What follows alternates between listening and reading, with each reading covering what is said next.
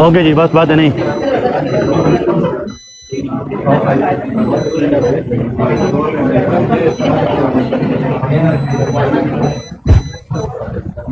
Okay जी, बिस्मिल्लाह रहमान रहीम। So next हमारा जो आज का टॉपिक है that is upper and lower limb examination. ठीक है, हम कैसे परफॉर्म करेंगे और इसकी प्रैक्टिकल में कौन कौन से वाइवा क्वेश्चन है और इसके हम टिप्स या पॉइंट्स डिस्कस करेंगे। ठीक है जी। सो अपर और लोअर लिम्ब एग्जामिनेशन भी एनआरई स्टेप 2 का एक अहम जुज है। इसमें जो जो चीज़ें हम डिस्कस करेंगे आप लोगों ने नोट्स बनाने हैं और जब हम कल परफॉर्म करेंगे तो पता होना चाहिए कि इसमें हम कौन कौन से पॉइंट्स को फॉलो करेंगे। सबसे पहले तो आपको एग्जामिनर बताएगा कि इस पेशेंट को आप अपर लिम्ब के मुताबिक जो एग्जामिनेशन है वो आप देखें। ठीक है, आप मरीज के पास जाते हैं तो आप सही वही ग्रीटिंग करते हैं, सेम वही फॉर्मेट आप लोगों ने अप्लाई करना है। और आज प्रोफेसर साहब ने मुझे आपके दोनों हाथों का मुआयना करने के लिए कहा है, जिस मुआयने के दौरान मैं आपको कुछ टेस्ट करवाऊंगा, उम्मीद है कि आप तावन करेंगे। ठीक है, जब ये आप बताएंगे तो इसके बाद सबसे पहले लिखे एक्सपोजर ऑफ द पेशेंट। पहला जो स्टेप्स होना चाहिए हमारा, इसके अंदर एक्सपोजर होना चाहिए कि पहले आप पेशेंट को क्या करेंगे, एक्सपोज करेंगे। और एक्सपोज करने के लिए सबसे पहले आप पेशेंट से क्या करेंगे, कंसर्ट लेंगे। एक्सपोजर के लिए कंसर्ट हमेशा रिक्वायर्ड होता है, तो देखिए concert is required, concert required. देखिए एक्चुअली यहाँ पे दो चीज़ें हैं, ठीक है, इंपॉर्टेंट, कि इस मुआयने को बेहतर बनाने के लिए या इस मुआयने के ज़रूरी है कि आप अपनी शर्ट उतार दें। ठीक है जी, इसके लिए हमें प्रॉपर एक्सपोजर चाहिए। कभी कभार क्या होता है, एक्सिलरी रीजन होती है तो हमें नज़र नहीं आती, ये भी अपर लिम्ब के अंदर आती है। तो हम कोशिश ये करेंगे कि मरीज को ये बताएंगे कि इस मुआयने के लिए ज़रूरी है कि आप अपनी कमीज़ या शर्ट उतार दें। ठीक है, और मैं कोशिश करूंगा कि आपको किसी किस्म की तकलीफ ना हो। ठीक है, अगर आप एक्सपोजर नहीं कराएंगे तो आप अपर लिम्ब नहीं देख सकेंगे, क्योंकि अगर आप एक्सपोजर नहीं करेंगे how you will see the skin changes, how you will see the surgery scar. ठीक है जी, इन सब चीज़ों को देखने के लिए सबसे पहले पेशेंट की क्या कराएंगे, एक्सपोजर कराएंगे। ठीक है जी, लेकिन एक्सपोजर से पहले आप मरीज को प्रोसीजर सिखाएंगे कि मैंने आपका ये मुआयना करना है और इसके लिए ज़रूरी है कि आप अपनी कमीज़ या शर्ट उतार दें। ठीक है जी, ताकि पेशेंट को भी ये बिलीफ आ जाए, उनको भी ये ट्रस्ट आ जाए यार इससे मुआयना करना है और for that reason I have to remove my shirt. ठीक है जी, ये आप लोगों ने इंपॉर्टेंट याद रखना है। इसके बाद आप लोग लेके पेशेंट की position, that is very important. Patient position क्या होना चाहिए, तो पेशेंट को आप जिस पोजीशन पे लेटाएंगे ना, patient position that is 45 angle. किस एंगल पे, 45, मतलब आप लोग बेड का जो पोजीशन है वो ऐसा रखे कि वो 45 एंगल हो। ठीक है जी, थोड़ा सा अपराइट होना चाहिए, मतलब कंप्लीटली सुपाइन पोजीशन में नहीं, थोड़ा सा अपराइट होगा तो जब मरीज दोनों हाथ ऐसे रखेगा तो हमें फिर सीधा नजर आएगा कि भाई हम इंशाल्लाह कल एग्जामिनेशन बेड यहाँ पे रखेंगे और मैं आप लोगों को सिखाऊंगा कि 90 एंगल क्या होता है, 45 एंगल क्या होता है, 15 एंगल क्या होता है। डिफरेंट एग्जामिनेशन के लिए हमें डिफरेंट एंगल्स चाहिए होते हैं। तो अपर लिम्ब एग्जामिनेशन के लिए हमें कौन सा एंगल करना है, 45 एंगल करना है। ठीक है जी, इसके बाद हम मरीज को बताएंगे कि मैं अपना मुआयना शुरू कर रहा हूँ, आप रिलैक्स होकर सीधा आप देखें। जब आप मरीज की तरफ, मतलब ये है कि आ जाए और आप मरीज को देखेंगे रिगार्डिंग देयर अपर लिम्ब, तो लेके इंस्पेक्शन से हम स्टार्ट करेंगे। जैसे inspection, so third number step जो हमारा होना चाहिए that is called inspection. Inspection is very very important one. देखिए इंस्पेक्शन में कुछ चीजें ऐसी हैं जो आप लोगों ने याद रखनी है। सबसे पहले इंस्पेक्शन के दौरान आप क्या चेक करेंगे, दैट इज कॉल्ड 4 एस। हम 4 एस चेक करते हैं। मैं यहाँ पे लिखता हूँ कि सबसे पहले तो हम यहाँ पे एस से मुराद क्या होगा, नंबर 1 स्किन चेंजेस। क्या चेक करेंगे, स्किन चेंजेस। तो हम सबसे पहले ये देखते हैं कि अपर लिम्ब के अंदर कुछ स्किन चेंजेस है कि नहीं है, कोई पेटे के परप्यूरा या इस तरह ब्लैक पिगमेंटेशन। ठीक है, स्किन चेंजेस हम नोट करेंगे, अगर मौजूद है तो हम बताएंगे, अगर नहीं है तो then it will be normal. फिर नेक्स्ट एस का मतलब होता है कि दोनों आर्म के दरमियान मसल की सिमेट्री सेम है कि नहीं। कभी कभार क्या होता है, जब आप बाइसेप मसल को देखते हैं, एक साइड की बहुत छोटी होती है, दूसरी साइड की बड़ी होती है, तो एट्रोपी हाइपरट्रोफी ये हम चेक करते हैं। मसल साइज कम होना एट्रोफी है, मसल साइज बढ़ जाना हाइपरट्रोफी है। तो लेकिन सिमेट्री हम चेक करेंगे। क्या चेक करेंगे, सिमेट्री। दोनों हाथों के दरमियान जो यकसापन है, यकसाइयत है, सिमेट्री, वो हम चेक करते हैं। ठीक है जी। फिर इसके बाद नेक्स्ट इसका मतलब कोई सर्जिकल इंसिजन, स्कार तो नहीं है, स्कार, इसका मतलब ये है कि हम कोई स्कार वगैरह चेक करते हैं, कोई स्कार है कि नहीं, कोई निशान है कि नहीं। और यहाँ पे लेके सर्जिकल मार्क, कोई प्रीवियस पेशेंट की सर्जरी वगैरह हुई है तो वो मार्क वगैरह भी, वो निशान वगैरह भी चेक करेंगे। ये इंस्पेक्शन पे है। और इंस्पेक्शन के अंदर रिगार्डिंग एस हमने कितने एस देखने हैं, स्किन चेंजेस, फिर symmetry, scar and surgical mark. तो इन 4 को कहते हैं 4 यसेस। समझ रहे कि नहीं, 4 जैसे मतलब यह है कि हम चेक करेंगे जस्ट फॉर दी इंस्पेक्शन। फिर इसके बाद नेक्स्ट हम इंस्पेक्शन में चेक करेंगे वेस्टिंग ऑफ मसल्स। हम ये देखते हैं कि मसल्स की टेक्सचर क्या है। तो डब्ल्यू का मतलब होता है वेस्टिंग ऑफ मसल्स। हमने ये देखना है कि मसल की जो बल्क है वो नॉर्मल है कि नहीं है, that is called wasting of muscles. कभी कभार पेशेंट जो एग्जामिन करते हैं उसकी मसल मास बहुत कम होती है, उससे हमें यह पता चलता है कि इस पेशेंट को मसल एट्रोफी है। मसल एट्रोफी के बहुत सारे रीजन है, उनमें से एक है मसल डीनर्वेशन है, ठीक है जी। अगर मसल को लॉन्ग टर्म तक नर्व इनर्वेशन नहीं मिलती तो वो एट्रोफाइड होता है। लोअर मोटर न्यूरॉन लीजन, किसके अंदर? लोअर मोटर न्यूरॉन लीजन के अंदर मसल एट्रोफी हो जाती है। मतलब मुख्तलिफ कंडीशन है, lower motor neuron lesion, muscle denervation, इन सब के अंदर मसल वेस्टिंग होती है। क्या होती है? Muscle wasting. अगर मिसाल के तौर पे उस केस में आप एक बच्चे को देख रहे हैं, मतलब अर्ली एज का कोई बंदा है, 10 से 15 साल के दरमियान है, 8 साल 5 साल का है, अगर उसकी मसल मास बहुत कम है तो ये मरासमस का पेशेंट हो सकता है। किस चीज़ का? मरासमस। ये एक माल न्यूट्रिशन होता है जिसके अंदर कैलोरीज इनटेक कम होती है और the patient is characterised by muscle wasting. इसमें क्या होता है? Muscle wasting. फिर इसके बाद हम चेक करते हैं आई। आई से मुराद होता है that is called involuntary movement. अगर आप हाथ को देखते हैं तो आप देखने के दौरान फोकस करें कि हाथ में कोई इनवॉलंटरी मूवमेंट तो नहीं है।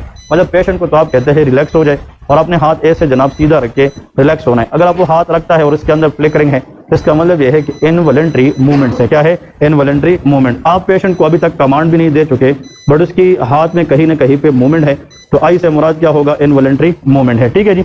फिर इसके बाद नेक्स्ट जो हम देखेंगे दैट इज एफ। हम क्या चेक करेंगे? एफ देखेंगे। एफ से मुराद होता है फेसिकुलेशन। क्या चेक करेंगे? Fasciculation. It is very important. हम ये देखेंगे कि हाथ के किसी हाथ जगह पे या किसी खास पार्ट के ऊपर मसल की ट्विचिंग तो नहीं है। समझ गए कि नहीं? मसल ट्विचिंग को हम क्या कहते हैं? फेसिकुलेशन। कभी कभार आप देखते हैं तो बाइसेप के अंदर हाथ के किसी खास स्पेसिफिक एरिया पे मसल की जनाब ट्विचिंग होती है और आपको दिखती है मूवमेंट के जरिए। आप लोग जब गूगल करेंगे, यूट्यूब पे जाएंगे हाउ फेसिकुलेशन लुक लाइक, तो आप लोग को रियल में पता होगा यार फेसिकुलेशन बंडल ऑफ मसल्स होती है जो at the same time Twitch कर जाती है, ठीक है जी। ये हमारे पास फेसिकुलेशन है। और आखिर लिखे टी। T for tremors. क्या चेक करेंगे? ट्रेमर चेक करेंगे। तो आप लोगों ने ट्रेमर्स चेक करना है कि आया पेशेंट को जनाब कोई प्रोमिनेंट ट्रेमर्स है कि नहीं है, ठीक है जी।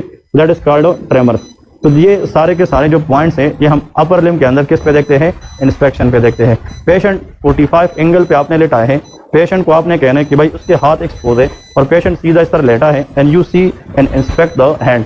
फिर आप एक साइड पे फोकस करें, फिर दूसरे साइड पे करें, फिर एट द सेम टाइम दोनों पे करें। तो आप इसकी सिमेट्री चेक करें, स्किन चेंजेस देखें, कोई प्रीवियस सर्जिकल स्कार वगैरह तो नहीं है। इसके बाद अब मसल बल्क देके कोई एट्रोपी हाइपरट्रोपी तो नहीं है। इनवॉलंटरी मूवमेंट चेक करने हैं, वेस्टिंग ऑफ मसल्स देखने हैं और प्रोमिनेंट ट्रेमर्स देखने हैं, ठीक है जी। तो these all are the steps that you must see in the upper limb examination specially for their inspection. ये जो आप लोगों को मैंने नमूने को लिखा है इसको जो न्यूरोलॉजी वाले हैं ये स्विफ्ट के नाम से याद रखते हैं। So this should be known by every one of you, that is called Swift. तो स्विफ्ट के नाम से ये इंस्पेक्शन के मुख्तलिफ पॉइंट्स होते हैं। इसके बाद हम मजीद यहाँ पे एक वाइवा होता है ट्रेमर्स के टाइप्स देखे, टाइप्स ऑफ ट्रेमर। 2-3 चीज आप लोगों को आनी चाहिए कि आपसे अगर सर पूछे can you tell me some types of tremor, तो इस तरह ट्रेमर के तो बहुत सारे टाइप्स है, लेकिन आप लोगों से जो यूजुअली वाइवा में पूछा जाता है सबसे पहले कि फाइन ट्रेमर। कौन से होते हैं? Fine tremor. तो आप लोग लिख सकते हैं कि ट्रेमर की जो एक किस्म है that is called fine tremor. और ये आप लोगों को मैंने बताया था ये हाइपरथायराइड कंडीशन में होता है, ऐसा है कि नहीं? Fine tremor is seen in when T3 T4 hormone is increase. और जब T3 T4 हार्मोन ज्यादा हो जाता है उस कंडीशन को हम क्या कहते हैं? हाइपरथायराइडिज्म। तो ये हाइपरथायराइडिज्म के अंदर पाया जाता है, ठीक है जी। ये फाइन ट्रेमर है। फिर इसके बाद नेक्स्ट कंडीशन पे जाते हैं हम, रेस्टिंग ट्रेमर। कौन से? Resting tremor. तो रेस्टिंग ट्रेमर आप लोग लिख सकते हैं ये पार्किंसन डिजीज में होता है। किस में होता है? पार्किंसन। इसको हम पिन रोलिंग ट्रेमर भी कहते हैं। पिन रोलिंग ट्रेमर या रेस्टिंग ट्रेमर। ओल्डर एज का बंदा है उसमें एक न्यूरो डिजेनरेटिव डिजीज है तो उसके अंदर क्या होता है? रेस्टिंग ट्रेमर होता है। तो आप लोग यहाँ पे लिख सकते हैं that is called Parkinson disease. तो पार्किंसन डिजीज के जो पेशेंट आते हैं उसके अंदर क्या होता है? रेस्टिंग ट्रेमर होता है। देखें पार्किंसन डिजीज के ऊपर एनआरई स्टेप 2 में कभी कभार वाइवा भी चलता रहता है, ठीक है। पार्किंसन डिजीज क्या है? एक न्यूरो डिजेनरेटिव डिजीज है जिसके अंदर मिड ब्रेन में सब्सटेंशिया नाइग्रा डैमेज होता है। कौन सा? सब्सटेंशिया नाइग्रा, जिसमें डोपामीन का लेवल कम होता है, एसिटाइल कोलिन का लेवल ज्यादा होता है। So low dopaminergic and increase cholinergic activity. इसमें जो पेशेंट आते हैं उसमें 4-5 चीजें हैं। नंबर 1, इनकी जो चलने का अंदाज है वो स्लो होता है, ब्रेडिकाइनेसिया। क्या होता है? ब्रेडिकाइनेसिया। इन पेशेंट में मसल रेजिडिटी होती है, कॉग व्हील रेजिडिटी, ठीक है जी। रेस्टिंग ट्रेमर होता है और इन लोगों को पोस्चरल इंस्टेबिलिटी। इन लोगों के जो टोन्स होते हैं मसल इतने रेजिड होते हैं, बिल्कुल सख्त होते हैं। अगर ये एक जगह पे बैठते हैं और थोड़ा सा आप उसको धक्का देते हैं ये अपनी पोजीशन को मेंटेन नहीं कर पाते। तो muscle rigidity, resting tremor, bradykinesia and postural और positional instability seen in older patient. Think about Parkinson disease. Parkinson disease के जो पेशेंट होते हैं अगर इसको हम ट्रीट नहीं करेंगे तो कुछ सालों के बाद उनको डेमेंशिया भी हो जाता है। क्या हो जाता है? Dementia, that is the memory loss. इस तरह dementia is the early sign of Alzheimer disease, तो dementia is a late sign of Parkinson disease. ठीक है जी। इसमें जो ड्रग ऑफ द चॉइस है वो लीवोडोपा कार्बिडोपा के साथ देते हैं। ठीक है जी। So this is the drug you must know for the Parkinson disease. तो आज आप लोग घर जाके अपने एनआरई स्टेप 1 के नोट से पार्किंसन डिजीज थोड़ा सा पढ़ ले। ठीक है। इसकी मेडिसिन में माउ इनहिबिटर्स है, कॉम इनहिबिटर है, ठीक है जी, डोपामिन एगोनिस्ट ड्रग है और कोलिनर्जिक एंटागोनिस्ट है। ये इसकी ट्रीटमेंट है, क्योंकि ट्रीटमेंट के अंदर हमारा टारगेट ये है कि डोपामिन को बढ़ाना है और एसिटाइल कोलिन को कम करना है। ठीक है जी। इसके बाद आते हैं एक और दो चीजें आप लोगों से यहाँ पे वो वाइवा में पूछते हैं। देखिए यहाँ पे दो चीजें इंपॉर्टेंट हैं। एक को हम कहते हैं एसेंशियल ट्रेमर। एक क्या होता है? Essential tremor, which is very very important, essential tremor. और यहाँ पे लिखिए versus intention tremor. Essential tremor versus intentional tremor. ये जो एसेंशियल ट्रेमर है ना, ये एफसीपीएस में, एमआरसीपी जैसे एग्जाम्स के अंदर भी आते रहते हैं कि व्हाट इज एसेंशियल ट्रेमर या what is meant by for example intention tremor. तो इसके बारे में हमें दो तीन चीजें पता होनी चाहिए। ठीक है जी। देखिए मोस्ट इंपॉर्टेंट ये है कि एक्चुअली जो essential tremor, intention tremor, anyone in the class can differentiate these two? हाँ हाँ, चलिए ये किसी ने एनआरई स्टेप 1 में पढ़े है कि नहीं? कितने लोग हैं जिसने पढ़ा? मेरे ख्याल में 80% नहीं पढ़ते हैं। हाँ, इंटेंशन ट्रेमर पढ़ा है। हाँ जी। हाँ, और स्ट्रेस में और शाबाश। What is essential tremor, what is, ये इंपॉर्टेंट है क्योंकि इसकी डिफरेंशिएशन समझना ये बहुत बहुत इंपॉर्टेंट है। आप लोग एग्जाम के अंदर आता है कि एसेंशियल ट्रेमर और जो इंटेंशन ट्रेमर है उसके अंदर क्या फर्क होता है। देखें, एसेंशियल ट्रेमर का जो पेशेंट होता है वो जब बैठा होता है, गौर से सुने, कौन से ट्रेमर की बात हो रही है? Essential. The patient will have a prominent tremor at rest, मतलब बैठे बैठाए उसको क्या होगी? ट्रेमर। अब गौर से सुने, ये बंदा मुझे कमांड देता है कि मेरी तरफ आए और मुझसे ये मतलब प्याला ले ले, मिसाल के तौर पे एक कप है, मुझसे वो ले ले। अब मुझे बैठे बैठाए क्या है? ट्रेमर है। जब मैं उसकी तरफ जाता हूँ, when I move my muscle तो माई ट्रेमर बिकम मोर। समझ रहे कि नहीं? तो ऐसा ट्रेमर जो रेस्ट में भी हो बट मूवमेंट करने से उस ट्रेमर की जो सिविरिटी है बढ़ जाती है, वो एसेंशियल ट्रेमर है। क्या है? Essential tremor. And this is the most common tremor through out the world. पूरी दुनिया में ज्यादातर जो ट्रेमर लोगों में देखी जाती है वो एसेंशियल ट्रेमर होता है। समझ गए क्या नहीं?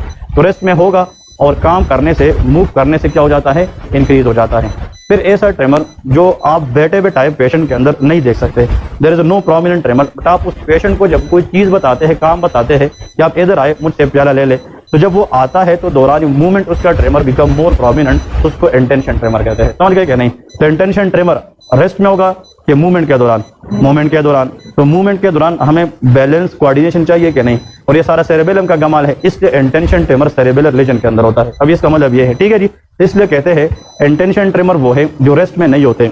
Intention tremor are those tremor not commonly prominent at rest, but when the patient move तो the tremor become more prominent. और जो एसेंशियल ट्रेमर है वो क्या होता है? वो बैठने के दौरान भी होता है और चलने से उसकी सिविरिटी बढ़ जाती है, मोर प्रोमिनेंट हो जाती है, वो एसेंशियल ट्रेमर है। एसेंशियल ट्रेमर का drug of the choice propranolol है। क्या होता है? प्रोप्रानोलोल। इसमें हम बीटा ब्लॉकर कर देते हैं और इससे हम हार्ट रेट और ट्रेमर की टेंडेंसी को क्या करते हैं? कम करते हैं। मेरी बात समझ गए कि नहीं? तो ये आप लोगों ने याद रखना है कि फाइन ट्रेमर है, रेस्टिंग ट्रेमर है, एसेंशियल ट्रेमर है और इंटेंशन ट्रेमर है। ये तीन चार भी आप लोग पढ़ेंगे और इसको बोलेंगे तो जब वो आप लोगों से कोई क्वेश्चन करेगा तो इसके आंसर आप लोगों को आने चाहिए। ठीक है जी। ओके, तो ये हम जो स्टेप वाला है ये हम अपर लिम्ब के अंदर किस पे देखते हैं? इंस्पेक्शन पे देखते हैं। इसके बाद हम मरीज को बताएंगे कि मैंने अभी कुछ मजीद टेस्ट कर रहे हैं, तो मजीद टेस्ट हम क्या करेंगे? और से सुने, that is called number 2। Inspection जो है ये हमने कर दिया। अब दूसरे नंबर, क्योंकि जब हमने स्टार्ट किया ये तो हम पहले दो बातें करेंगे, exposure and position of the patient, ये बेसिक्स है। इसके बाद हमने क्या किया? इंस्पेक्शन। इंस्पेक्शन के बाद लेके नेक्स्ट लिखे टोन्स ऑफ द मसल्स। क्या चेक करेंगे? टोन्स। हम ये देखेंगे कि यार मरीज में मसल की टोन्स इंक्रीज या डिक्रीज तो नहीं है। ये इसलिए देखते हैं to ruled out hypertonia versus hypotonia. हम ये देखते हैं कि मरीज में अगर मिसाल के तौर पे मसल के जो टोन्स है वो ज्यादा है तो उस कंडीशन का नाम क्या है? That is called hypertonia. और अगर टोन्स कम है तो उस कंडीशन का नाम क्या है? That is called hypotonia. Hypertonia अगर है तो ये अपर मोटर न्यूरॉन लीजन हो सकती है कि नहीं? और अगर हाइपोटोनिया है तो लोअर मोटर न्यूरॉन लीजन भी हो सकती है। ठीक है जी। तो हाइपरटोनिया एंड हाइपोटोनिया ये हम कैसे चेक करते हैं? हम परफॉर्म करेंगे प्रैक्टिकली। मरीज के साथ हाथ मिलाएंगे जिस तरह भी मैंने करके दिखाया और इसको मूव करेंगे। अगर मरीज का हाथ मूव करने से यू फील रेजिस्टेंस, इसका मतलब इसमें कंट्रैक्शन टोन्स क्या है? ज्यादा है। बट अगर आप इसका हाथ एक दफा हिलाए और फिर छोड़ने के बाद मरीज अब उसी हाथों को 3-4 दफा हिलता रहे, जिसका मतलब इसके अंदर वो फ्लॉपी है, उसके अंदर टोन्स क्या है? कम है। टोन्स बढ़ जाना ये भी नहीं चाहिए, टोन्स कम होना ये भी नहीं हो चाहिए। टोन्स बढ़ने के बाद अगर मसल वीक हो जाए वो स्पास्टिक पैरालिसिस है। क्या है? Spastic paralysis. और अगर टोन कम होने की वजह से मसल वीक हो जाए वो फ्लैसिड पैरालिसिस है। कौन से? Flaccid paralysis. तो स्पास्टिक पैरालिसिस, फ्लैसिड पैरालिसिस देखने के लिए हम मसल क्या चेक करेंगे? टोन्स चेक करेंगे। ये मैं आप लोगों को परफॉर्म करूंगा कि अपर लिम्ब लोअर लिम्ब के टोन्स किस तरह हम चेक करते हैं। फिर इसके बाद नेक्स्ट लिखे that is called power of the muscle. हम क्या चेक करेंगे? पावर ऑफ मसल चेक करेंगे। और जब हम कल एग्जामिन करेंगे तो इसके कुछ ग्रेडिंग होते हैं, वो हम डिस्कस करेंगे ड्यूरिंग एग्जामिनेशन कि कौन कौन सी चीजें हैं। तो हम ग्रेडिंग जो है वो चेक करेंगे। फिर इसके बाद मोस्ट इंपोर्टेंट पावर हम ऐसे चेक करते हैं, मरीज को कहते हैं कि अपनी हाथ ऐसे करें, आप उसको अंदर की तरफ खींचे वो बाहर की तरफ। तो इसका मतलब यह है आपको रेजिस्टेंस फील होगा, तो आपको पता चलेगा कि मरीज की जो मसल है उसके अंदर पावर है। और पावर होने का मतलब यह है कि मसल की जो इनर्वेशन है वो क्या है? इंटैक्ट है। इसका मतलब यह है कि वो बिल्कुल ठीक है। हम बाइसेप पावर भी चेक करेंगे, ट्राइसेप पावर भी चेक करेंगे, हम फोर आर्म के मसल की पावर चेक करेंगे, इवन हम फिंगर की पावर भी चेक करेंगे। मेरी बात समझे कि नहीं? देखिए, अगर मिसाल के तौर पे आप अपनी फिंगर को, चारों फिंगर को मिलाएं और अपने इन दोनों हाथों से ये पकड़े और आप बाहर की तरफ फिंगर को निकाले तो आप रेजिस्टेंस फील करेंगे कि नहीं? तो इसका मतलब यह है कि आपकी जो फिंगर की एबडक्शन है वो इंटैक्ट है। क्या है? इंटैक्ट है। अगर आप फिंगर खोलने देंगे, अंदर आप हाथ रखें, वो कहते हैं कि अंदर ले जाए, तो जब वो अंदर पुश करेगा तो आपको जोर आएगा कि नहीं? इसका मतलब कि आपकी उंगलियों के दरमियान अंदर खींचने वाला जोर भी ठीक है, एडक्शन भी इंटैक्ट है। तो हम ये पढ़ेंगे अगर फिंगर की एबडक्शन और एडक्शन ये दोनों ठीक है तो उस बंदे की अल्नर नर्व इंटैक्ट होगी। कौन सी? Ulnar nerve. क्योंकि जो अल्नर नर्व है ये हाथ के अंदर मसल्स को इनर्वेट करती है, उनको कहते हैं एंटर ओशियाई मसल। कौन से? Interossei muscle. एक पाल्मर है और एक डॉर्सल होते हैं, तो एक एबडक्शन कराती है और एक एडक्शन कराती है। Anything away that is abduction और anything toward is called adduction. तो हम ये सारे चेक करेंगे। रिस्ट जॉइंट की एक्सटेंशन फ्लेक्शन चेक करेंगे, ये थंब एक्सटेंशन फ्लेक्शन चेक करेंगे, ये सारे हम पावर के अंदर चेक करेंगे। ठीक है जी, स्टेप बाय स्टेप। इसके बाद देखिए कोऑर्डिनेशन, हम अपर लिम्ब के अंदर चेक करेंगे कि कोऑर्डिनेशन इंटैक्ट है कि नहीं। तो कोऑर्डिनेशन को हमने चेक करना है कि भाई हाथ के अंदर जो कोऑर्डिनेशन है आइदर दैट इज इंटैक्ट और नॉट। फिर इसके बाद सबसे इंपॉर्टेंट चीज जो आप लोगों ने करनी है दैट इज कॉल्ड प्रोप्रियोसेप्शन। क्या चेक करेंगे? प्रोप्रियोसेप्शन। यहाँ पे देखें 5वें नंबर पे दैट इज कॉल्ड प्रोप्रियोसेप्शन। अब देखिए प्रोप्रियोसेप्शन के अंदर मैं थोड़ा सा आप लोगों को बताता चलूँ कि इसमें हम करेंगे क्या। तो प्रोप्रियोसेप्शन इसमें हम 2-3 चीजें चेक करते हैं। पेशेंट को पहले बताते हैं और से देखिए, कल जब हम परफॉर्म करेंगे ना तो आप लोग को आसान होगा। पेशेंट तो लेटा होगा 45 एंगल पे, पेशेंट को बताते हैं देखिए ये आपकी उंगली है, पेशेंट की उंगली के साथ हम पहले उनको दिखाकर करेंगे। देखिए ये आपकी उंगली नीचे है और ये ऊपर है, नीचे एंड ऊपर, फ्लेक्स एंड एक्सटेंड। पेशेंट देखेगा ना। अब इसके बाद हम पेशेंट को कहेंगे कि आंखें क्या करे? बंद करे। प्रोप्रियोसेप्शन हम तब चेक करते हैं जब वो आंखें क्लोज करेगा। तो यहाँ पे आप ब्रैकेट में लेके for this patient I has to be close, ये बहुत इंपॉर्टेंट है। जो प्रोप्रियोसेप्शन है उसमें पेशेंट आई जो होती है, patient I should be close. इसका मतलब ये है कि ये हम क्लोज आई में करेंगे, patient I should be close. Patient को बताएंगे कि आप अपनी आंखें बंद करें और फिर इसकी उंगली हम मूव करेंगे और पेशेंट को बताएंगे कि आप बताएं। तो अगर हम इस तरफ करेंगे वो कहेगा नीचे है, ऐसे करेंगे तो कहेगा ऊपर है। समझ गए कि नहीं? फिर हम ऐसे करेंगे नीचे ऊपर, तो फिर एक दफा दोबारा ऊपर करेंगे ताकि पेशेंट की सीक्वेंस भी हम छेड़े, कभी नीचे ऊपर, नीचे तो फिर नीचे, कभी ऊपर तो फिर ऊपर, इस तरह। तो अगर पेशेंट ना दे के बगैर बता सके कि उसकी बॉडी ज्वाइंट पोजीशन किधर है तो उसका प्रोप्रियोसेप्शन भी इंटैक्ट होगा। इसका मतलब यह है कि ना दे के बगैर अपनी बॉडी पार्ट की पोजीशन बताना कि भाई where is my body part, इसको हम प्रोप्रियोसेप्शन कहते हैं। तो हम क्या चेक करेंगे? प्रोप्रियोसेप्शन। तो अपर लिम्ब एग्जामिनेशन में इनिशियली हम इंस्पेक्शन चेक करेंगे, फिर tones of the muscles check करेंगे, पावर ऑफ मसल चेक करेंगे, कोऑर्डिनेशन चेक करेंगे और प्रोप्रियोसेप्शन चेक करेंगे। ठीक है जी। अब इधर तक आने के बाद हम फिर पेशेंट को बताएंगे आपके पास इसके लिए एक रुई होनी चाहिए, एक कॉटन वूल होना चाहिए। हम पेशेंट को बताएंगे कि अब ये कॉटन वूल है, जिस तरह हम फेस में कर रहे थे। देखिए ये आपको मतलब मैं टच कराता हूँ एंड यू फील इट। अभी आपने आंखें बंद करनी है, मैं आपके हाथ के मुख्तलिफ जगहों पे रखूंगा। अगर आपको महसूस होता है तो आपने मुझे बताना है। पहले के सेंसेशन चेक करेंगे। क्या चेक करेंगे? सेंसेशन। ये जो पावर है ना मसल की, ये तो मोटर है ना, ये मूवमेंट के लिए है। और इसके बाद हम क्या चेक करेंगे? सेंसेशन। सेंसेशन चेक करने के लिए जरूरी है आई शुड बी क्लोज्ड। आई क्या होनी चाहिए? आई क्लोज्ड होने चाहिए। कभी कभार क्या होता है पेशेंट को वो रुई नजर आता है, उसको फील नहीं होता, बट वो देखता है तब जाके वो गेस करता है। मेरी बात समझ रहे कि नहीं? तो पेशेंट को हम कहेंगे कि इस मुआयने के लिए जरूरी है कि आप अपनी आंखें बंद करें, और जब वो आंखें बंद करेगा तो फिर जाकर इसके मुख्तलिफ जगहों पे हम वो रखेंगे। तो फिर जाके पेशेंट जो है हम क्या करेंगे? उसको चेक करेंगे कि इसकी सेंसेशन इंटैक्ट है कि नहीं है। ठीक है जी। इसके बाद लेके रिफ्लेक्सेस चेक करते हैं। क्या चेक करते हैं? रिफ्लेक्सेस चेक करते हैं। अपर लिम्ब के अंदर सिर्फ 2 रिफ्लेक्सेस है जो हम चेक करेंगे। नंबर 1 लेके बाइसेप टेंडन रिफ्लेक्स। कौन सा? Bicep tendon. ये जो बाइसेप मसल है उसकी टेंडन की रिफ्लेक्स। आप लोग ऐसा करें, ये बल की मसल बाइसेप है, ये आर्म का जो फ्रंट है थोड़ा ऐसा करते हैं, एल्बो जॉइंट थोड़ा फ्लेक्स करे और इधर हाथ रखे तो एक टेंडन आप लोग को फील होगा, that is called bicep tendon. ये क्या है? बाइसेप। इसकी मीडियल ब्रेकियल आर्टरी भी पड़ी होती है, जहाँ पे हम ब्लड प्रेशर मेजर करते हैं, जहाँ पे लेके बाइसेप टेंडन रिफ्लेक्स। तो रिफ्लेक्सेस हम चेक करते हैं 2, और वो रिफ्लेक्सेस कैसे चेक करते हैं कल परफॉर्म करेंगे। किसी के पास हैमर है तो कल आप लोग ले आए, ठीक है ना? जो हैमर ले आएगा उनसे रिफ्लेक्सेस चेक भी करवाएंगे, ठीक है जी। तो बाइसेप टेंडन रिफ्लेक्स और ट्राइसेप टेंडन रिफ्लेक्स ये चेक करते हैं। ट्राइसेप हम बैक एंड पे चेक करते हैं, बाइसेप हम फ्रंट पे चेक करते हैं। मेरी बात समझ गए क्या नहीं? एक्चुअली ये रिफ्लेक्सेस करने के बाद हम फिर अपना केस प्रेजेंट करते हैं और पेशेंट का शुक्रिया अदा करते हैं। इसके बाद लेके थैंक यू। इसका मतलब ये है these are the steps that you must done for the upper limb examination. तो आखिर में हम पेशेंट को ये बताते हैं कि मैं अपना मुआयना मुकम्मल कर चुका हूँ, आपके ताउन का बहुत शुक्रिया, ठीक है जी। ये पेशेंट को हम आखिर में बताते हैं। तो इतना आप लोग को माइंड में आ गया कि अपर लिम्ब एग्जामिनेशन में कौन कौन से स्टेप्स करने चाहिए, और ये सारे स्टेप्स आप लोगों ने प्रॉपर तरीके से परफॉर्म करने हैं। अब ये तो अपर लिम्ब है। इसी तरह अगर आप लोगों को क्या चीज़ आ जाए लोअर लिम्ब में, तो इसकी भी कॉपी पेस्ट स्टेप्स होते हैं। लोअर लिम्ब को एक्सपोज करेंगे, फिर इसके बाद हम पेशेंट को जनाब एक्सपोज करने के बाद 45 एंगल में, और दोनों लेग स्ट्रेट होने चाहिए। हमें फिर ये देखना है कि दोनों लेग में कोई सिमेट्री कैसी है, दोनों लोअर लिम्ब की सर्जिकल स्कार वगैरह, स्किन चेंजेस वगैरह सब चेक करेंगे।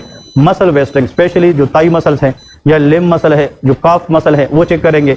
काफ मसल में कभी कभार वो इंक्रीज होती है बच्चों में, उसको सूडो हाइपरट्रोफी कहते हैं। क्या कहते हैं? सूडो। किस में होता है? एक्सीडेंट डुशेरी मस्कुलर डिस्ट्रोफी के अंदर, that is pseudo hypertrophy of the calf muscle. इसमें डिस्ट्रोफिन जीन का मसला होता है, और इसमें बच्चे के अंदर ये काफ मसल इसलिए बड़े होते हैं कि there is a replacement of fibrofatty changes, fats accumulation होती है। तो बच्चा ऐसे देखता है कि वो हेल्दी है, बट वो जनाब जब बैठता है तो ऊपर उठने के लिए अपर लिम्ब का सहारा लेते हैं। इसको गोअर साइन पॉजिटिव कहते हैं। क्या कहते हैं? Gower sign positive. समझ रहे कि नहीं? It is called Duchenne muscular dystrophy. X linked recessive disorder है, इसमें फ्रेम शिफ्ट म्यूटेशन होता है। डुशेनी के अंदर ये क्वेश्चन आता है, इसमें 2 तरह के मसल्स अफेक्ट होते हैं, स्केलेटल मसल, कार्डियक मसल्स। ये एग्जाम में आते हैं। कौन से? Skeletal muscle, cardiac muscle. Duchenne का मसला नीचे से स्टार्ट होता है, पेल्विक गर्डल के मसल से वीकनेस स्टार्ट होती है और ऊपर आती है, इवन हार्ट को अफेक्ट करती है। और जब डुशेनी के अंदर हार्ट के मसल अफेक्ट हो जाए तो that can cause dilated cardiomyopathy, और the common cause of death in Duchenne dilated cardiomyopathy होता है, ठीक है जी। That is what you people must know for the exam. Duchenne के अंदर डिस्ट्रोफिन जीन एब्सेंट होता है। क्या होता है? एब्सेंट होता है। और ऐसा मसल वीकनेस जिसमें डिस्ट्रोफिन जीन पार्शियली काम करता है, पार्शियली ना करे, इसको बेकर डिस्ट्रोफी कहते हैं। कौन सा? Baker, BECKER, baker dystrophy. वो पार्शियल डिस्ट्रोफिन जीन प्रॉब्लम है, और जो कंप्लीट डिस्ट्रोफिन प्रॉब्लम है वो डुशेनी है। क्लियर है? तो which one is dangerous? Duchenne. Becker का पहला वर्ड बी है, बी फॉर बेटर प्रोग्नोसिस। तो बेकर के अंदर बेटर प्रोग्नोसिस है, डुशेनी के अंदर डी है, डी फॉर डेथफुल। इसका मतलब ये है ये डेथ कराती है। Becker diagnose late, Duchenne diagnose early, ठीक है जी। ये पॉइंट याद रखना है। ओके, मसल के जो सेल है ना, इसकी जब डेथ होती है मायोनेक्रोसिस, ठीक है जी, डुशेनी के अंदर, तो फिर सेल से कुछ चीजें निकलती है।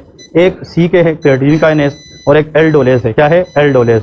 तो क्रिएटिनिन काइनेस का बढ़ना और एल्डोलेज एंजाइम का बढ़ना, इट शो मायोनेक्रोसिस, ये मसल सेल की डेथ हो चुकी है, and that is a diagnostic of Duchenne syndrome. लेकिन डुशेनी सिंड्रोम को जब हम कंफर्म डायग्नोज करते हैं उसके लिए हम जेनेटिक टेस्टिंग करेंगे। क्या करेंगे? जेनेटिक टेस्टिंग करेंगे। तो this is what all about copy paste everything from the first aid, ठीक है। ये फर्स्ट एड के अंदर इस तरह लिखा है।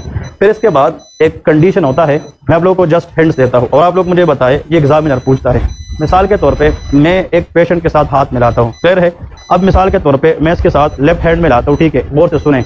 पेशेंट के साथ मैंने हाथ मिलाया, शेक किया है, ये लेफ्ट हैंड या राइट हैंड है। मिसाल के तौर पे एग्जांपल लेफ्ट हैंड है। अब हम हाथ जब जोड़ते हैं ना, अब इसने हाथ जोड़ा है, अब मुझे हाथ जोड़ते वक्त दिक्कत महसूस हो रही है। You can shake the hand very well, but once you withdraw the hand you can't able to remove your hand after the shaking. Shaking के बाद हाथ रिमूव करने में मसला होना, ये कौन सा मायोटोनी है? इसको कहते हैं कौन सा? एनीवन? हाँ नहीं, नेक्स्ट, शाबाश। ये tri nucleotide repeat sequence problem होता है, इसको कहते हैं डिस्ट्रोफिक मायोटोनी। कौन सा? डिस्ट्रोफिक या मायोटोनिक डिस्ट्रोफी। क्या कहते हैं? Myotonic dystrophy. कि मसल की टोन का मसला है, when you shake the hand and then you feel difficulty after relieving your hand, that is called myotonic dystrophy. Myotonic dystrophy में एक न्यूक्लियोटाइड है जो बार बार रिपीट होता है, उसका नाम CTG है। यह नाम सुना है कि नहीं? CTG स्टैंड फॉर, हाँ, CTG stand for cytosine, thymine and guanine. अगर DNA के अंदर ये 3 चीजें एक लाइन में बार बार क्या हो? रिपीट हो। ये एक न्यूक्लियोटाइड है कि 3 है? 3 बेसिस है ना, तो इसको ट्राई न्यूक्लियोटाइड कहते हैं। और अगर एक लाइन में, एक जेनेटिक डिजीज के अंदर एक लाइन में ये 500 दफा से ज्यादा रिपीट हो जाए, कितना 500, तो फिर ये डिजीज कराती है। उस डिजीज का नाम मायोटोनिक डिस्ट्रोफी होता है। तो myotonic dystrophy is a genetic problem जिसके अंदर कौन सा न्यूक्लियोटाइड बार बार रिपीट होगा, CTG। ये आप लोगों से पूछा जाता है। इसमें tones of the muscle is gone but shaking of the hand is okay, but after relieving the hand the patient will feel difficulty। अब समझ रहे क्या नहीं, ये पॉइंट याद रखें। हाँ जी, इसमें स्केलेटल मसल ज्यादातर अफेक्ट होते हैं, स्पेशली अपर लिम्ब के और लोअर लिम्ब के मसल जाते हैं। ठीक है जी। इसमें एक और चीज आप बताएं, C मतलब साइटोसिन, T मतलब थायमीन और G मतलब, लेकिन जब मैं NRE 1 वालों को पढ़ाता हूँ ना, तो मैं इस तरह कहता हूँ इन लोगों में C से मुराद कैटारेक्ट भी होता है। क्या होता है? Cataract, ocular problem. और जब कैटारेक्ट हो जाए, इसका लेंस ओपेसिटी खराब हो जाए, तो इन लोगों में विजुअल प्रॉब्लम होते हैं। क्या होते हैं? Visual problem. इस T का मतलब होता है TOUPHE, टोपी। टोपी से मुराद होता है, हम टोपी कहाँ पे रखते हैं? हेड पे रखते हैं। तो लेके अर्ली हेयरिंग लॉस, इन लोगों में अर्ली बाल्डिंग होता है। क्या होता है? अर्ली बाल्डिंग, मतलब these patient develop early hearing loss. तो हम कह सकते हैं कि इन लोगों में एलोपेशिया होता है। क्या होता है? एलोपेशिया नाम सुना है ना, इन लोगों में एलोपेशिया होता है, हेयरिंग लॉस होती है, अर्ली बाल्डिंग। और आखिर में क्या है? जी, तो लेके गोनेडल एट्रोफी। इन लोगों में अगर ये मेल है, टेस्टिकुलर एट्रोफी होती है। क्या होती है? टेस्टिकुलर। तो जी का मतलब होता है गोनेडल एट्रोफी। तो गोनेडल एट्रोफी के अंदर आप लोगों ने याद रखना है कि अगर इनकी गोनेड जो है वो एट्रोफाइड है, तो टेस्टोस्टेरोन प्रोडक्शन मेल में क्या होगी? कम होगी, स्पर्मेटोजेनेसिस अफेक्ट होगी, और स्पर्म सेल इतनी नहीं बनेगी कि वो फिलोपियन ट्यूब तक पहुंचकर वो क्या करे? फीमेल ओवम को फर्टिलाइज करे। तो लेके इनफर्टिलिटी, इन लोगों में क्या होती है? Infertility. A condition characterized by cataract, early balding and gonadal atrophy, that is called myotonic dystrophy. लेकिन उसके अंदर जरूर ये शर्त है, ये लोग जब हाथ में लाते हैं, दे आर ओके, हाथ छोड़ते वक्त इन लोगों को दिक्कत महसूस होती है। ठीक है जी। तो ये आप लोगों से वो एग्जाम में पूछते हैं।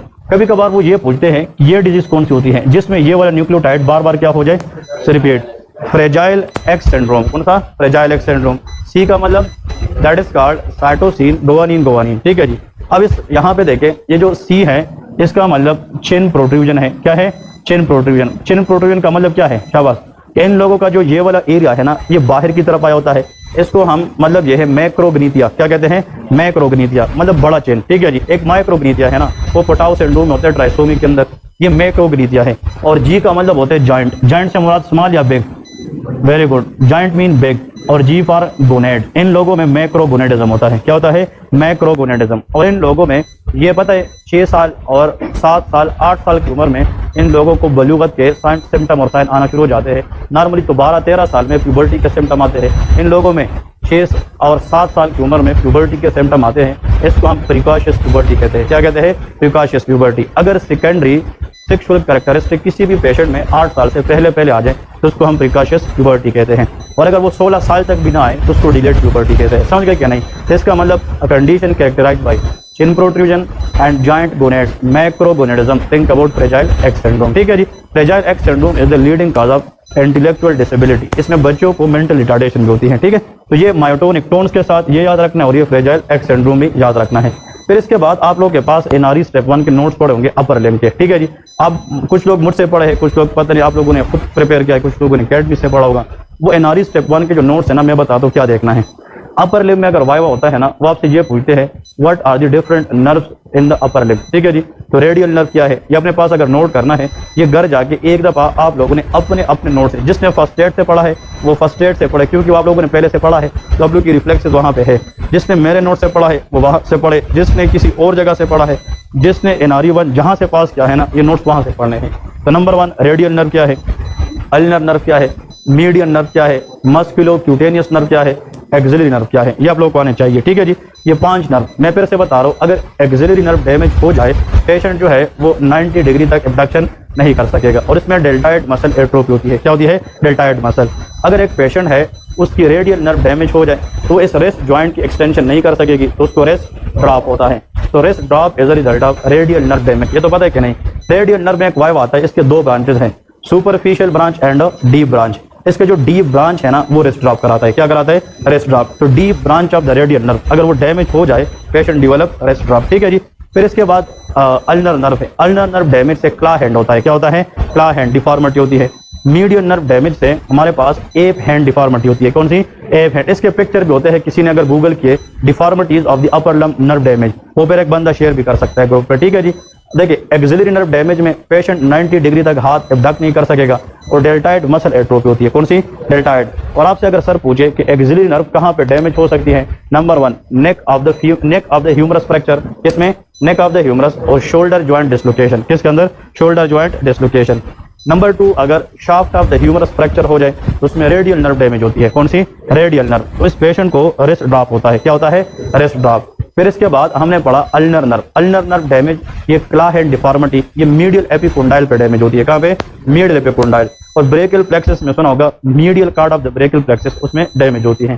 फिर मीडियल नर्व है वो कार्पल टनल सिंड्रोम के अंदर कंप्रेस होती है। याद है कि नहीं कि कार्पल टनल सिंड्रोम में which nerve is compress? Medial nerve. और मीडियल नर्व डैमेज होने की वजह से patient will develop what answer is app hand deformity. कौन सी? Ape hand deformity. दूसरी बात, अगर मैं आपको कहता हूं कि यार अपने आप लोग सारे ऐसे करें मिसाल के तौर पे और अपनी टिप ऑफ द फिंगर को अपनी शोल्डर के साथ मिलाएं, तो इसका मतलब ये है कि हम फ्लेक्शन ऑफ द एल्बो कर रहे हैं ना, ये एक्सटेंशन है और ये क्या है? फ्लेक्शन है। और ये जो फ्लेक्शन ऑफ द एल्बो है इसमें फ्रंट ऑफ द आर्म के मसल इन्वॉल्व है, इसमें बाइसेप है, ब्रेकियलिस एंड कोराकोब्रेकियलिस। समझ रहे कि नहीं? तो कितने मसल है? 3 bicep muscle, brachialis and coracobrachialis. इसको कहते हैं BBC, BBC channel. B for brachialis, B for bicep and C for coracobrachialis. इनकी इनर्वेशन की वजह से हम अपनी टिप ऑफ द फिंगर को किसके साथ मिलाते हैं? शोल्डर के साथ। और ये तीनों मसल कंट्रोल करना मस्कुलोक्यूटेनियस नर्व का काम है। किसका? Musculocutaneous. If a patient can't able to touch his और हर फिंगर विद शोल्डर, तो उसकी कौन सी नर्व डैमेज है? मस्कुलोक्यूटेनियस नर्व डैमेज है। ठीक है जी। एक चीज लास्ट में आप लोग को बताने लगा हूं विच इज वेरी इंपॉर्टेंट। एक मिनट आ जाए काशिफ भाई, आ जाए। तो आप लोग को एक चीज मैं बता रहा हूँ, इसमें अगर वाइवा के अंदर 2-3 ट्रिकी पॉइंट आते हैं तो वो भी आप लोगों के आने चाहिए। देखिए अगर हम हाथ में देखते हैं ना, इस हैंड में, दिस इज एनीथिंग, अगर ये हाथ बॉडी के साथ में लाता है ना इस तरह, that is called adducted hand. कौन सा? एडक्टेड। इसकी जो लिटिल फिंगर है ये बॉडी की तरफ है और इसकी जो थंब है ये मेरी तरफ है। So this thumb is lateral, little finger is medial. समझ गए क्या नहीं? अब इसका मतलब यह है कि इस लिटिल फिंगर के सामने अल्ना बोन है और यहाँ पे रेडियस है, तो radius is lateral, ulna is medial. अब समझ रहे? अब इसमें 2 चीजें हैं, और से सुने। हाथ के अंदर जो पाम है यहाँ पे ये बल्कि एरिया है कि नहीं? ये बल्कि एरिया है। This is called thenar muscle. क्या है? तेनार। इसको तेनार एमिनेंस भी कहते हैं। ठीक है जी। और यहाँ पे अगर हम देखते हैं ये वाला जो बल्कि एरिया है इसको हाइपोतेनार एमिनेंस भी कहते हैं। ठीक है जी। दैट इज कॉल्ड हाइपोतेनार एमिनेंस इसको कहते हैं। अब सवाल ये है कि अगर मिसाल के तौर पे ये लिटिल फिंगर है, समझ रहे कि नहीं? लिटिल फिंगर, और ये वाला इसको कहते हैं रिंग फिंगर। कौन सा? Ring finger. लेकिन मैं रिंग फिंगर का तकरीबन कितना हिस्सा ले रहा हूँ? हाफ ले रहा हूँ। लेकिन रिंग फिंगर का वो हाफ जो किसकी तरफ है? लिटिल फिंगर की तरफ।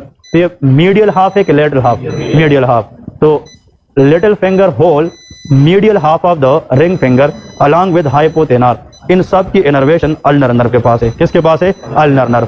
तो अल्नर नर्व अगर डैमेज हो जाए तो हाइपोतेनार मसल एट्रोफी होगी, इसकी इनर्वेशन खत्म हो जाएगी, तो एट्रोफी ये जगह कम पड़ जाएगी और ये वाला जो पूरा मतलब फिंगर है ये काम नहीं करेगी, ये इस तरह इनडायरेक्टली स्ट्रेच हो जाती है और ये माइल्ड जो है स्ट्रेच हो जाती है और ये तीनों जो है ना स्ट्रेट होती है और ये थोड़े से इस तरह स्ट्रेच हो जाती है। इसको हम क्ला हैंड डिफॉर्मिटी कहते हैं। क्या कहते हैं? क्ला हैंड डिफॉर्मिटी।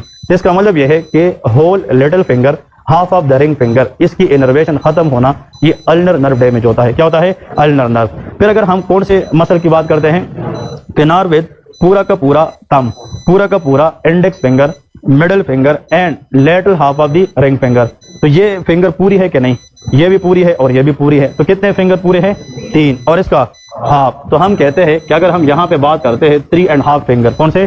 3.5 फिंगर ये मीडियन नर्व के पास है। किसके पास है? Median nerve. तो मीडियन नर्व डैमेज से 3.5 फिंगर जाएगी और तेनार मसल एट्रोफी होती है। समझ रहे कि नहीं? अब इसमें 2 चीजें, इस हाथ के अंदर लूम्ब्रिकल मसल्स होते हैं। कौन से? लूम्ब्रिकल्स। कुछ 2 मीडियल है और 2 लेटरल है। तो ये थंब कौन सी साइड पे है? लेटरल। उसको मीडियन नर्व इनर्वेट कर दे क्या? Ulna medial. तो लेटरल लूम्ब्रिकल को मीडियन नर्व करेगी, मीडियल लूम्ब्रिकल को अल्नार नर्व करेगी। ठीक है जी। अगर इसके फिंगर को मैं कहता हूं कि बाहर की तरफ खोले तो मुझे अब आप फिंगर को अवे ले जाए, देखिए मुझे फोर्स महसूस होता है। अब ये फिंगर को एबडक्ट करना चाहता है। क्या करना चाहते हैं? एबडक्ट। इस फिंगर की जो एबडक्शन है ये कौन करता है? That is called deep interossei. ठीक है, एंटोरोशियाई मसल। ठीक है। अब इसको मैं कहता हूं कि हाथ फिंगर खोल दे, फिंगर खोलने के बाद इसको कहता हूं कि अंदर की तरफ ले आए, तो मुझे फिर फील होगा, जोर फील होता है। ये फिंगर की एडक्शन करता है। तो चाहे हम फिंगर की एबडक्शन चेक करें या एडक्शन चेक करें, दोनों अल्नर नर्व के पास है सब फिंगर की। ठीक है जी। तो ये तो हमारा हो गया कौन सा? That is called palm of the hand के medial hypothenar little finger and half of the ring finger, ये अल्नर नर्व के पास है। Thenar muscle with 3.5 finger, that is median nerve, ठीक है जी। अब अगर इसका हम ये वाला साइड देखते हैं ना, इधर देखें, इसका हमने हाफ लिया था कि पूरा लिया था? हाफ लिया था। अब ये वाला हाफ और ये पूरा, ये किसके पास था? अल्ना। तो बैक साइड पे भी अल्ना के पास है, समझ रहे कि नहीं? और जितना एरिया फ्रंट पे किसके पास था, उतना ही एरिया बैक साइड पे रेडियल के पास होता है। क्या होता है? रेडियल के पास होता है। तो फ्रंट पे मीडियन है, बैक साइड पे रेडियल है, और जितना एरिया फ्रंट पे अल्ना का है, बैक साइड पे भी अल्ना का होता है। अब समझ रहे कि नहीं? This is how you people remember anatomy, ठीक है जी।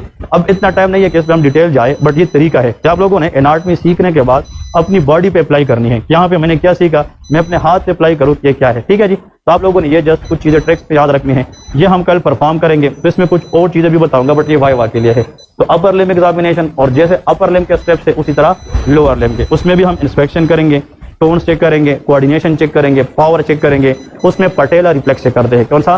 पटेला। यहाँ पे बाइसेप टेंडन और कौन सा? ट्राइसेप रिफ्लेक्स है। नीचे पटेला टेंडन रिफ्लेक्स और एंकल रिफ्लेक्स है। कौन सा? एंकल। यहाँ पे एक्लिस टेंडन होता है। कौन सा? एक्लिस टेंडन होता है, ठीक है जी। वो हम चेक करेंगे। तो कल के लेक्चर में इंशाल्लाह इसको हम प्रैक्टिकली परफॉर्म करेंगे। समझ गए क्या नहीं? That is what for today. आप लोगों से एक दो चीजें और डिस्कस करने लगा था। कल मैंने आप लोगों को बताया था ना कि मैंने कुछ लेक्चर डिवाइड किए हैं कि हमने कितने लेक्चर डेली करने हैं और किस तरीके से हमने आगे प्रोसीड करना है। वो थोड़ा आप लोगों से शेयर करने लगाऊं कि अभी जो हमने चीजें करनी है, इसके अलावा कोई चीज रहती है ना तो मुझे फिर बताएं, ताकि वो मैं ऐड करूँ टाइम पे, ठीक है जी। ओके, देखिए मैंने जो लेक्चर के डिस्ट्रीब्यूशन की है, आज हमने अपर लिम्ब लोअर लिम्ब पढ़ा है, ठीक है। कल का पहला लेक्चर जो हमारा होगा, examination of upper limb and of lower limb with examination of precardium, जो हार्ट हमने कल पढ़ा है, ठीक है जी। वो रहता है कि नहीं? ये तीन चीजें आप लोगों ने अगर जाके आज कहीं से देखनी है तो कल आते ही आप लोगों को आसानी होगी। तो कल का जो पहला लेक्चर है, examination of upper limb lower limb and precardium है, ठीक है जी। सेकंड लेक्चर के अंदर इंशाल्लाह मैं फिर आप लोगों को ईएनटी के केस पढ़ाऊंगा, ठीक है। वो मैं पढ़ाऊंगा, वो आप लोग रहने दें। वो मैं पढ़ाऊंगा कौन सी केस इंपॉर्टेंट है, क्योंकि ईएनटी तो पूरा एक सब्जेक्ट है। तो उसके अंदर हम केस भी पढ़ेंगे, उसके इमेजेस दिखाऊंगा यहाँ पे, और उसके ट्यूनिंग फोर टेस्ट और उसके कुछ ऑटोस्कोप वगैरह दिखाऊंगा, ठीक है। तो ईएनटी की केसेस है, इमेजेस है, और ईएनटी में जो इंस्ट्रूमेंट यूज होते हैं वो आप लोग को दिखाऊंगा। मेरी बात समझ गए क्या नहीं? कल हमारा ये इंशाल्लाह टॉपिक है। फिर आगे जो हमने करना है जनरल फिजिकल एग्जामिनेशन। मेरी बात समझ रहे क्या नहीं? जो चीज़ रह जाए ना जहन में है, बताया खैर में, मैं जब खत्म करूंगा जनरल फिजिकल एग्जामिनेशन। फिर आगे जो मैंने रखा है ऑप्थेल्मोलॉजी, उनकी केसेस, इमेजेस और इंस्ट्रूमेंट है। मेरी बात समझ गए? फिर इंपोर्टेंट साइंस, इंपोर्टेंट साइंस से मुराद ये है अपेंडिसाइटिस के साइन क्या है, what is Kernig sign, Rovsing sign, cholecystitis में मतलब मार्फी साइन क्या है, जिस तरह मेनिंजिस में मेनिंजाइटिस में साइन क्या है। तो हर सर्जिकल कंडीशन के अपने क्या होते हैं साइंस, वो आप लोगों को पीडीएफ में दूंगा, ठीक है जी। क्योंकि वो पीडीएफ आप पेंक्रियाटाइटिस देखते उसके sign, Cullen sign, Grey Turner sign, वो आप लोग को आने चाहिए ना, तो वो साइंस आप लोगों को कराऊंगा, ठीक है जी, वेरी इंपॉर्टेंट। फिर इसके बाद कंसर्न टेकिंग स्किल्स, किसी प्रोसीजर के लिए हम मरीज से कंसर्न कैसे लेते हैं, यह भी रहता है ना, कंसर्न हम पढ़ेंगे। फिर इसके बाद है उसी कंसर्न वाले दिन हम दूसरा सेशन नहीं करेंगे, हम प्रैक्टिस करेंगे कंसर्न के ऊपर, ये बहुत इंपॉर्टेंट है। ये कंसर्न हम किस तरह लेते हैं उसके ऊपर प्रैक्टिस। ईसीजी इंटरप्रिटेशन, ईसीजी है क्या, ईसीजी की इमेजेस दिखाऊंगा, हाइपरकैलेमिया, हाइपोकैलेमिया, एमआई, इंजाइना, इसकी ईसीजी हम पढ़ेंगे। एक स्टेशन ईसीजी का जरूर होता है, तो ईसीजी पढ़ेंगे। फिर इसके बाद गायनी, गायनी में हिस्ट्री किस तरह लेते हैं, गायनी की केसेस क्या है, और ऑब्स्टेटिक के अंदर जो इंस्ट्रूमेंट यूज होते हैं लेबर के दौरान वो हम डिस्कस करेंगे। इस तरह ऑब्स्टेटिक के अपने केसेस होते हैं, वो हम ऑप्स की हिस्ट्री और केसेस पढ़ेंगे। तो गायनी ऑप्स दोनों अलग अलग है, ठीक है। फिर इसके बाद नेक्स्ट मैंने लिखा है ब्रेकिंग द बैड न्यूज, किसी कैंसर के बारे में आप किसी को बैड न्यूज ब्रेक करते हैं तो वो हम कैसे ब्रेक करेंगे, ये भी रहता है हमारा, ठीक है। कंसर्न भी रहता है, ब्रेकिंग द बैड न्यूज भी रहता है। फिर इसके बाद नेक्स्ट है पीड्स, पीड्स का जो स्टेशन है वो मैंडेटरी होता है, समझ रहे कि नहीं, पीड्स का स्टेशन मैंडेटरी है। और पीड्स के स्टेशन में हिस्ट्री किस तरह लेंगे, पीड्स की केसेस क्या है और इमेजेस क्या है, ये हम डिस्कस करेंगे। फिर इसके साथ हम बीएलएस करेंगे, बेसिक लाइफ सपोर्ट, वो भी मैंडेटरी स्टेशन में आता है, बेसिक लाइफ सपोर्ट, कि आप लोग बीएलएस कैसे परफॉर्म करें। फिर एक दिन मैंने रखा है जिसमें हम सर्जिकल इंस्ट्रूमेंट सारे पढ़ेंगे, वो दिन सारा इंस्ट्रूमेंट का होगा। इधर पहले आप लोगों को पढ़ाऊंगा, फिर नेक्स्ट क्लास में सारे इंस्ट्रूमेंट रखूंगा और एक एक दिखाऊंगा, और आप लोगों ने फिर उससे प्रैक्टिस करना है प्रैक्टिकली कि इंस्ट्रूमेंट आप लोगों ने सीखने। एक स्टेशन इंस्ट्रूमेंट का होता है, या वहाँ पे एनजी ट्यूब पड़ा होता है, ईटी ट्यूब पड़ा होता है, या कोई स्पेकुलम पड़ा होता है, कोई फोर्सेप पड़ा होता है, तो पता होना चाहिए ना कि कौन सी चीज़ क्या है। तो इंस्ट्रूमेंट का अभी हम इंशाल्लाह करेंगे। उसी दिन सूचर टेक्निक सिखाऊंगा, स्टिच कैसे करते हैं, स्टिच कंटिन्यूस कौन से होते हैं, इंटरप्ट स्टिच क्या होते हैं, कौन सी स्टिच कहाँ पे करेंगे, कितने दिन तक, एब्जॉर्बेबल क्या है, नॉन एब्जॉर्बेबल क्या है, प्रोलीन वाइकल के अंदर फर्क क्या है, समझ गए कि नहीं, ये आप लोग को सिखाएंगे। डर्मेटोलॉजी का स्टेशन कभी कभार आता है, बट हम इसके इंपोर्टेंट चीज़ें जरूर करेंगे। इमेजेस देखेंगे, सोराइसिस क्या है, एक्जिमा क्या है, basal cell carcinoma, squamous cell carcinoma, मतलब एमपीटी को क्या है, मतलब ये सारे फोलिकुलाइटिस क्या है, नेक्रोटाइजिंग फेशियाइटिस क्या है, समझ गए कि नहीं, ये सारे इंशाल्लाह हम डिस्कस करेंगे। एक सेशन है लैब इंटरप्रिटेशन, लेबॉरेटरी के जो इन्वेस्टिगेशन है उनको इंटरप्रेट करना, like LFT, RFT, blood CP, ये हम डिस्कस करेंगे। एग्जामिनेशन ऑफ चेस्ट, जिसमें लंग्स को हम टारगेट करेंगे, अभी हमने हार्ट पढ़ा है ना, लंग्स हम अलग डिस्कस करेंगे। एक है एग्जामिनेशन ऑफ एब्डोमेन, क्लियर है, एब्डोमेन की ओरल एग्जामिनेशन, लीवर वगैरह, और इसके साथ इनगुइनल एरिया में हर्निया, हर्निया को कैसे एग्जामिन करते हैं। और आखिर में लास्ट जो है वो काउंसलिंग है, क्या है, काउंसलिंग है। किसी डिजीज़ के बारे में बंदा परेशान है, अब उसकी काउंसलिंग कैसे करेंगे। ये जो काउंसलिंग कंसर्न है ये हम आखिर दिनों में इसलिए करेंगे कि आप नया नया करें ताकि आप लोग को याद रहे, क्योंकि लोग ये एग्जामिनेशन कंसर्न थोड़े बाद में इसलिए करते हैं कि जितना आप आखिरी दिनों में करेंगे उतना आपको याद रहेगा, मेमोरी में रहेगी, तो आप लोग परफॉर्मेंस में नहीं भूलेंगे। That is what we left. इसके अलावा कुछ चीज़ें जो मुझे समझ आती है कि करना चाहिए वो शेयर करें, मैं फिर बताऊँगा। हाँ वो इधर है X-rays, X-rays of the bone fractures और चेस्ट एक्सरेज वगैरह, वो इसके अंदर नेक्स्ट मेरे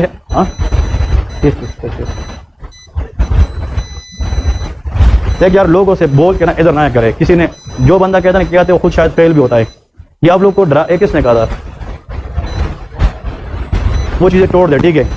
सेप्सिस, आप उसके ये पूछे कि आपको क्या आता है, क्या कहा था, आप मुझे एलेबोरेट करें कि सेप्सिस उसने केस किया है, सेप्सिस उसने काउंसलिंग में पूछा है, सेप्सिस उसने हिस्ट्री में पूछा है। अब सेप्सिस क्या डायग्नोज करना है ना, तो आसान है, उसमें फीवर होता है, पेशेंट को सेप्टिक शॉक होता है, हाइपोटेंशन होता है, वो तो एनआरई स्टेप 1 के ऊपर आपका डिपेंड करते हैं। आपने शॉक्स पढ़े हैं कि नहीं पढ़े, उसमें सेप्सिस इनिशियली बैक्टीरिया में है, सर्द है, सिस्टेमिक इन्फ्लेमेटरी रिस्पांस सिंड्रोम है, फिर सेप्सिस है, ठीक है। लेकिन जो केस वगैरह है वो हम इम्पोर्टेंट केस अलग डिस्कस करेंगे, ठीक है, उसके साइंस और केसेस वो हम अलग डिस्कस करेंगे। मेरे ख्याल में ये कंप्लीट है, ठीक है, इसके अलावा और कुछ है नहीं एक्स्ट्रा। और हमने ये हिस्ट्री, एग्जामिनेशन, नर्स वगैरह तो हमने पढ़ी है ऑलरेडी, ठीक है ना, तो मैंने इसके अंदर इंक्लूड नहीं किया है। तो कल का इंशाल्लाह हमारा टॉपिक है कि examination of precardium, upper limb, lower limb, और नेक्स्ट क्लास में हम ईएनटी इंशाल्लाह डिस्कस करेंगे, ठीक है जी। See you tomorrow. कल क्लास इंशाल्लाह 8 बजे स्टार्ट करेंगे, ठीक है।